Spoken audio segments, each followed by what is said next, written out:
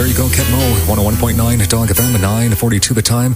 His name is Steve Wildesmith. He's joining us in studio, and we'll talk to Steve. We'll talk about this, a new tune, and his show's coming up very, very soon. Always cool to have a local talent right here at Dog FM. It's called Long Train. Steve Wildesmith, 101.9 Dog FM. We are rocking the blues.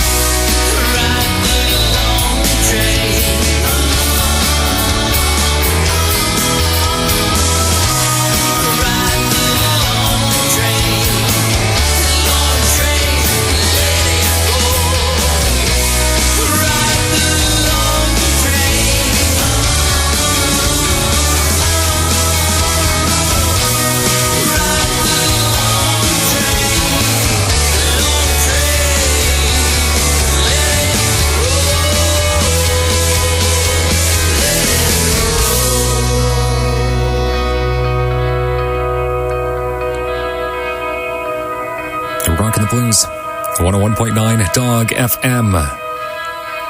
Tune is called Long Train. That is Steve Wildesmith, and Steve joins us this morning. How are you doing? I'm doing great. Man, that's good too. That's talent right there. I don't know about that, but sure, thanks. Yeah. No, you're sounding good. Now, tell us a bit about you, so we can... I'm not going to tell you anything about me. Tell me everything about you. You tell me about foldable. Yeah, from earlier, eh? Yeah, I didn't know. That was ridiculous. I heard the same thing. I thought, what the heck? What's a foldable in the aisle? What? What's this? This thing that pops out, you freaking sit down. Well, I'm glad you tuned in, but okay, this is your time to shine. Now, how long, the music business, it's been in you for how many years at this point? Are we talking decades? We don't want to date you here, But well, somebody better date me. But I've been doing it since the early 80s. Yeah, okay. But I bailed for about, I didn't pick up my guitar for about, 14, 13 years. Yeah. Wow. I raised a family, and, there's just only so much energy in the body. After a while, you just gotta pick. So I picked family, and then the kids are grown up, so I get to jam out again. Okay, and I'm guessing too from that tune, and just from talking to you here in the studio, your influences are probably all over the place. All over the place. Big 70s, but I always stay current. I listen to everything. I just came back from Iceland, and I went there for Airwaves, which is the Emerging Artists Independent Music Festival, and basically if you're too big you can't even play it except for a couple of exceptions. So they go and cherry pick from South by Southwest, and they go and cherry pick from Osheaga and Glastonbury and whatever, and they find these little gems and they bring them to Iceland, and you go see them in little bars. So like I stay really current, but of course my roots are Zeppelin and Black Sabbath and Creedence Clearwater Revival and Bowie and Roxy Music and on and on and on. Yeah, wow. Radiohead, and just pick through every decade, and they're there. No, that's cool. So these days you're doing the solo thing. You're also with a band called Section 8. I am. Right. Section 8's my little treasure band that I love. These are guys that I played with for 9 years, and we're brothers. And there's something that happens when you play with people for a decade that it's just it's like nothing else. And so we're playing a gig actually next week, Thursday night.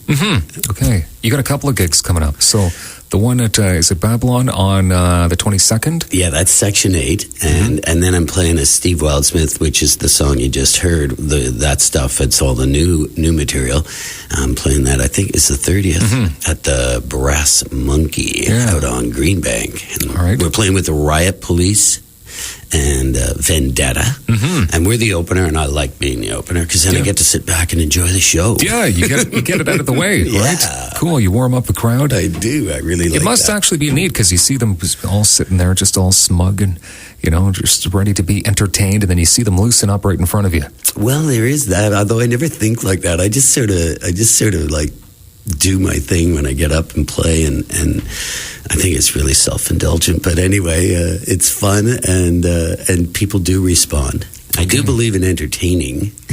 Yeah, I know, it's definitely... No shoegaze. Good to entertain. Yeah. But quickly, the tune that we just heard, A Long Train, what's behind this tune? Oh, yeah. Well, almost everything I write is from some form of personal experience, and I find I like songwriting a lot.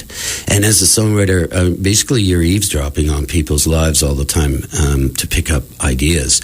And someone told me a story about jumping a freight train in the 70s. They said that, they were, I don't know, young, whatever, and they wanted to get out west, and they got held up in Winnipeg, and they had a real hard time getting out of those yards because apparently the CN cops were pretty diligent. But they finally got out, and so I just ran with that and said, oh, well, that sounds like a good topic. I think I'll write a song. That's very cool. That's a decent topic. All right, so if people are searching you out, I guess, on the internet or wherever... Yeah. Can they find you? Is it easy? How can we get a... I think it's pretty easy, but if you put in Steve Wildsmith, but it's Wildsmith with an E like Oscar Wilde, and that's it's actually a real name. It's not a made-up name. It's a family name, but I added the E. Okay. And you just put in Steve Wildsmith on Facebook. And the other band, Section 8, you have to look up as Section 8 Live because even though I was Section 8 since the 80s, George Clooney got a production company called Section 8. I like that. Yeah, and he digs the pedigree. You know where it comes from? No, I don't. Oh, MASH and Klinger. Okay. He always wanted a Section 8, which is mentally unfit for service. Okay. And in the Canadian Charter of Rights, Section 8 is the right to resist unreasonable search and seizure. So... Nice. So it fits in with what you do, eh? Well, it's not a bad handle, Section 8. Nice. All right, Steve Wildsmith, a pleasure having you in the studio this morning. Oh, yeah. A couple of shows coming up, the 22nd and the 30th. If you want more details, give me a call right here in the studio and we'll get you hooked up. Steve Wildsmith, thank you so much. Have a great weekend and much continued success ahead. Oh, thank you so much, Dylan. Do you ever worry about the effect of your weight on your health?